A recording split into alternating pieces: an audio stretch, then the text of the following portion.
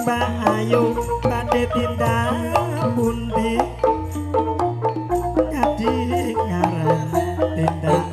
wae ora numpak taksi dhewean opo ora mati tindak nganggur pulo-pulo kancani Leresan mas alias kebatun Rejene kata rada kapotan Yen urun enggal rencangi tekan omah mangke kula upahi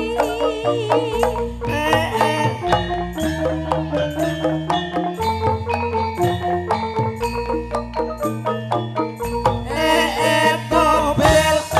wong lekan golek momongan niki blonjo napa ayu badhe pindahan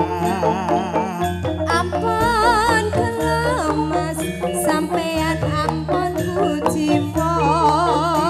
kula rodong anyaran awan-awan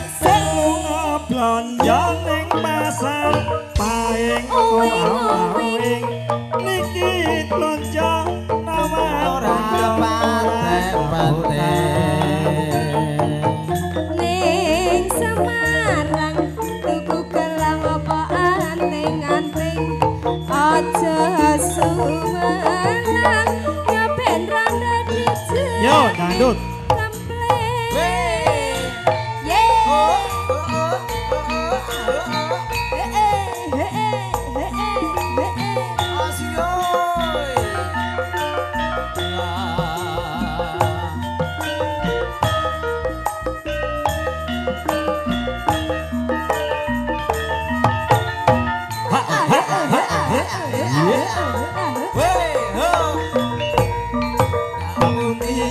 tak yuk detin dak pundi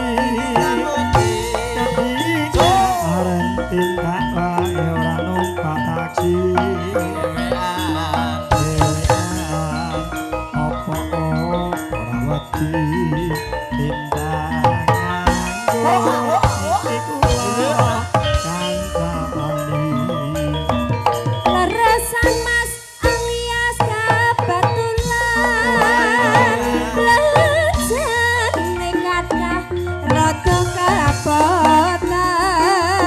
yen purun ninggal-ninggal rencangi tekan omah mangke wong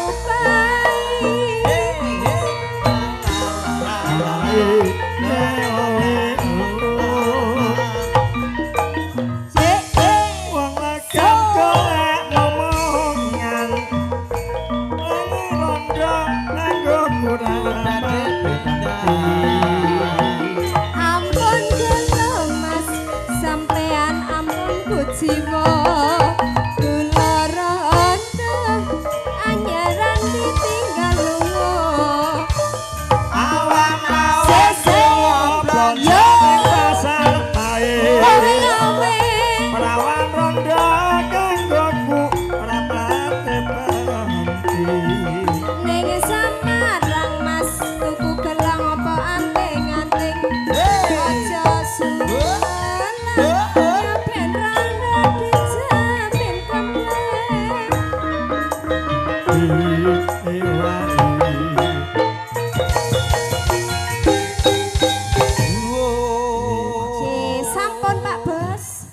Novita itu kalau nyanyi,